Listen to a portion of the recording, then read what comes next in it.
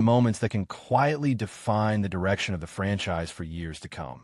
There are no games being played right now, no touchdowns or interceptions to argue about. But make no mistake, this is where championships are often built or lost. The Cowboys are staring at a long list of important decisions involving their coaching staff, free agency, and the draft. And while some of those decisions are still ahead, one major move has already been made. Dallas has found its new defensive coordinator, hiring former Eagles defensive backs coach and pass game coordinator Christian Parker. At first glance, this isn't a flashy, headline-grabbing name, and for some fans, that immediately raised eyebrows. But when you dig deeper into the process and the reasoning behind the hire, it becomes clear that this was not a rushed or casual decision. This was a deliberate choice rooted in vision, fit, and long-term planning. Speaking at the Senior Bowl, Cowboys COO and co-owner Stephen Jones shed light on what separated Parker from the rest of the field. And it's important to understand just how wide that field actually was. The Cowboys interviewed 9 different candidates for the defensive coordinator position, which already tells you something about how seriously they took this search. In the past, Dallas has sometimes been criticized for being too comfortable, too insular, or too quick to promote from within. This time, they cast a wide net. According to Jones, all 9 candidates were qualified, which makes the final decision even more interesting. What ultimately stood out was not just experience or resume, but alignment.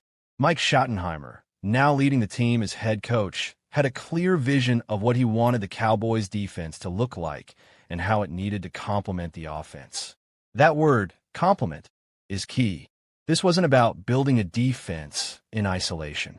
It was about creating a unit that works in harmony with how Dallas wants to play football overall. Christian Parker's vision matched that idea.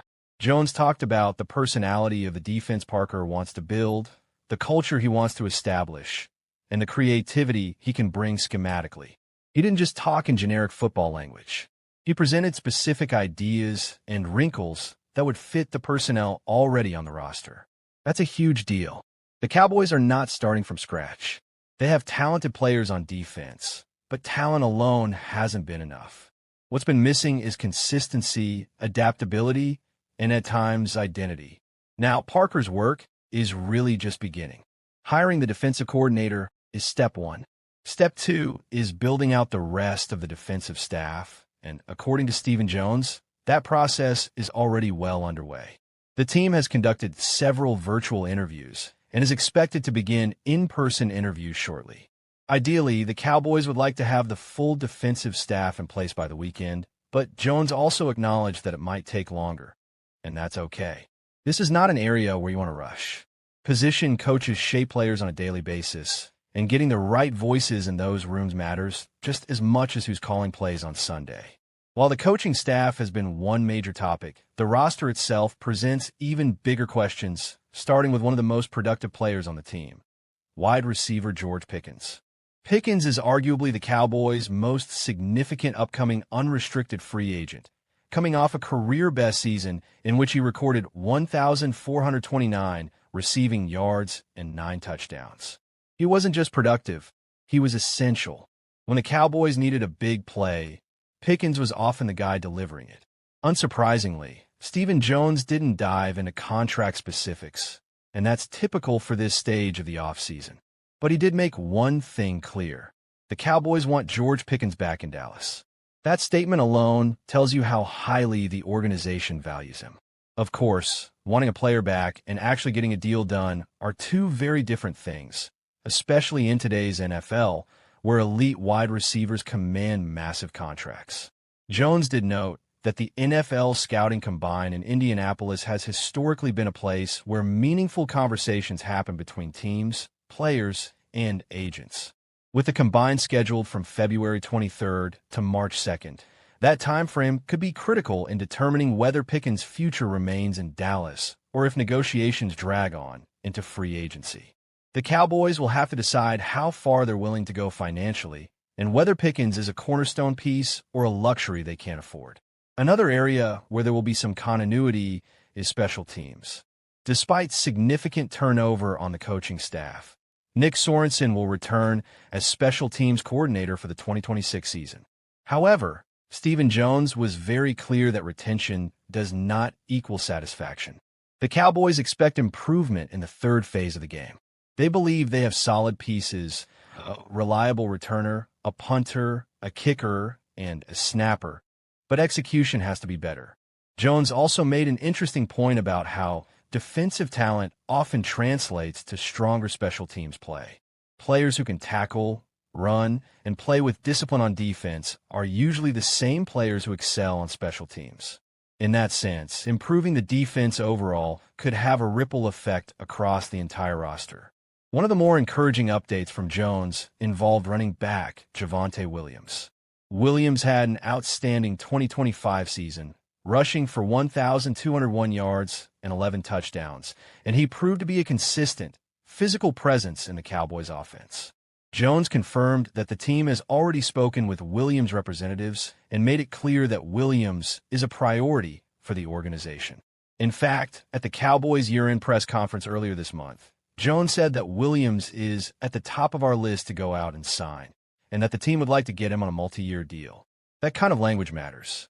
It signals commitment and stability, two things that are incredibly valuable at the running back position. Keeping Williams in Dallas would give the offense a dependable foundation, especially as the coaching staff continues to shape its identity. As free agency approaches, the Cowboys' overall plan is starting to take shape. The emphasis is on retaining key players from last season, guys like Pickens, Williams, and Jadeveon Clowney, while also finding ways to improve the roster, particularly on defense. Stephen Jones acknowledged that the defensive side of the ball still needs work, but he also expressed confidence that the team has the resources to address those issues. Between free agency and the draft, the Cowboys have options. They can add proven veterans, inject young talent, or do a combination of both. The challenge will be using those resources wisely and ensuring that every move aligns with the vision set by the coaching staff. This offseason is not about making noise for the sake of it. It's about building a team that can compete at the highest level when it matters most. When you step back and look at the bigger picture, it's clear that the Cowboys are at a pivotal point. The hire of Christian Parker signals a shift toward intentionality and fit. The desire to retain core players like Pickens and Williams shows a commitment to continuity. And the focus on improving the defense underscores and lead under pressure. This is a tryout period for coaches. The Christian Parker effect. The Dallas Cowboys are heading into a full-scale defensive staff reset, and the signals coming out today make one thing clear. Nothing is safe, nothing is settled, and almost everyone is being evaluated under new defensive coordinator Christian Parker. Permission has already been granted for multiple assistant coaches to seek other jobs, while at the same time being told they can interview directly with Parker if they want to stay. That alone tells you this is not a cosmetic reshuffle. This is a philosophical reset. What follows is a breakdown of what's happening, who's vulnerable, who might stay, and who could be coming in based on today's reporting and the names already circulating. A coaching staff in flux by design. This is not chaos. It's controlled change. According to reporting from Calvin Watkins, Cowboys assistant coaches have been told they are free to explore opportunities elsewhere. That kind of move only happens when a new coordinator wants full authority over his room, his terminology, his teaching style, and his culture. Christian Parker is not inheriting a staff and tweaking it. He is auditioning it. At the same time, several Cowboys coaches are already at the Senior Bowl, preparing for practices next week. That detail matters. It means the evaluation process is happening in real time, with Parker and the front office watching how coaches teach, communicate, and lead under pressure. This is a tryout period for coaches. The Christian Parker effect. Parker's arrival as defensive coordinator immediately changed the power structure. Defensive coordinators who are truly empowered don't just call plays, they build ecosystems. That means handpicked position coaches, unified terminology across units, shared teaching philosophy, coaches who align with how the DC wants to attack offenses. Parker is expected to emphasize versatility, communication, and adaptability, especially in the secondary. That lens will shape every staffing decision. Current defensive staff. Who's under the microscope? Let's go position by position. Aaron White Cotton, defensive line coach. White Cotton's future is the biggest question mark. The defensive line production has been inconsistent, especially against the run, and Parker may want a different voice and approach up front. White Cotton isn't out, but he's far from secure. If Parker prioritizes aggressive, attacking fronts with heavy rotation and movement, White Cotton will have to convince him he's the right teacher for that vision. Status: unclear, leaning vulnerable. Dave Borgonzi, linebackers coach. Borgonzi is respected, but linebackers are often the heartbeat of a defense, and many coordinators prefer someone they've worked with before in that role. If Parker brings in his own linebackers coach, it would not be surprising. Status: 50/50. Andre Curtis, pass game coordinator. This role becomes tricky under a new DC. If Parker wants tighter control over coverage concepts and route distribution rules, the pass game coordinator role could either be redefined or eliminated. Curtis may need to show flexibility and alignment with Parker's coverage philosophy. Status: role dependent. David Overstreet, 2, secondary/CBs. This is one of the most important positions under Parker. If Parker's background leans heavily toward defensive backs, as many expect, he may want his own secondary coach. That doesn't automatically mean Overstreet is gone, but it does mean he's under intense scrutiny. Status: high-pressure evaluation. Darian Thompson, secondary/nickels. Nickel defenders are critical in modern NFL defenses. Thompson's ability to coach hybrid players who can cover, blitz, and communicate will matter a lot. This role could survive if Parker values continuity in sub-packages. Status: slightly safer than most. J.J. Clark, assistant. Assistants often survive transitions, especially if they're adaptable and willing to shift responsibilities. Status: likely retained in some capacity. Brian Bing, assistant DL coach. If White Cotton goes, Bing likely goes with him. If White Cotton stays, Bing's future improves. Status: tied to White Cotton. Tanzel Smart, assistant/quality control. QC coaches often stay through transitions because they absorb system changes quickly and handle behind-the-scenes work. Status: good chance to stay. Outside interviews, new blood coming in. The Cowboys are not waiting around. They're already interviewing external candidates, and the names tell us a lot about what Parker might be looking for. Marcus Dixon, Vikings defensive line coach. This is a serious candidate. Dixon's resume. Rams assistant DL coach, 2021. Broncos DL coach, 2022 to 2023. Vikings DL coach, 2024, present.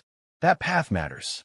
Dixon has worked in multiple defensive systems, including aggressive fronts and versatile schemes. He's coached both stars and developmental players. If the Cowboys want a modern DL coach who emphasizes flexibility and technique, Dixon checks a lot of boxes. If Dixon is hired, that likely signals the end for White Cotton. Ronell Williams, Eagles assistant linebackers coach. This interview is fascinating. Philadelphia's defensive philosophy emphasizes speed, aggression, and situational adaptability, traits Parker may want to import.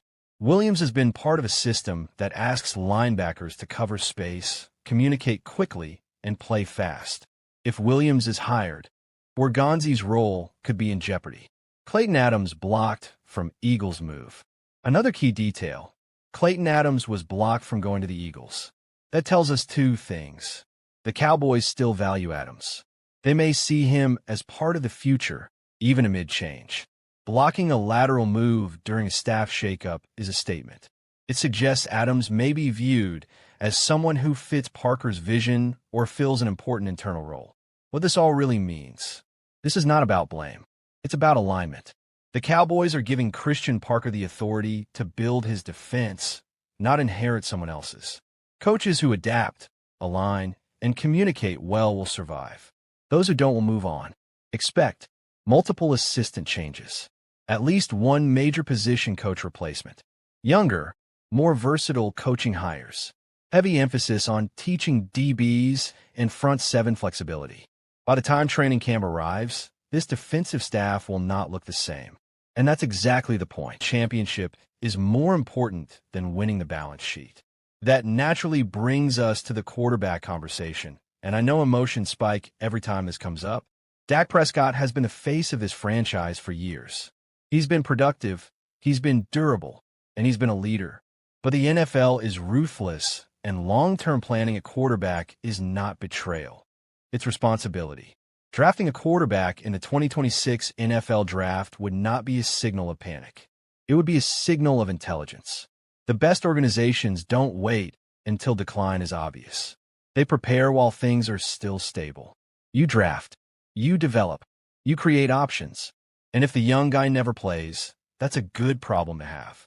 What you cannot afford is being caught unprepared when the position that matters most suddenly becomes a question mark. As we shift into draft evaluations, one player who keeps popping up is Michigan defensive tackle Rayshon Benny. And this is the kind of name that doesn't trend on social media, but wins you games in December and January. Interior defensive linemen who can hold their ground, disrupt timing, and collapse pockets change everything. They make edge rushers better. They make linebackers cleaner. They make coverage easier. This defense has missed that kind of consistent interior presence. And when you zoom out, it's clear the Cowboys need to keep feeding the defensive pipeline. Edge rushers like our Mason Thomas, Romello Height, and Joshua Josephs all bring different tools, but they share one thing in common. They can get after the quarterback. In today's NFL, pressure is currency. You cannot have enough pass rushers. Rotations matter. Fresh legs matter. Injuries happen. The teams still standing in January are the ones that plan for that reality. The same logic applies to the secondary. Cornerback is no longer a luxury position. It's survival. Colton Hood, Julian Neal, Malik Muhammad. These are modern corners. Athletic, confident, willing to play on an island. The Cowboys have seen firsthand what happens when depth disappears at that position. You don't wait until it's a crisis. You draft early, you draft often, and you let competition sort the rest out.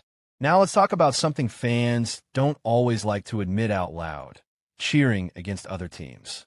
When you see Cowboys fans rooting against the Seahawks, it's not hate for the sake of hate. It's understanding how draft positioning works. It's recognizing that your future is tied to things beyond your own record. Long-term thinking is uncomfortable, but it's necessary if you want sustained success.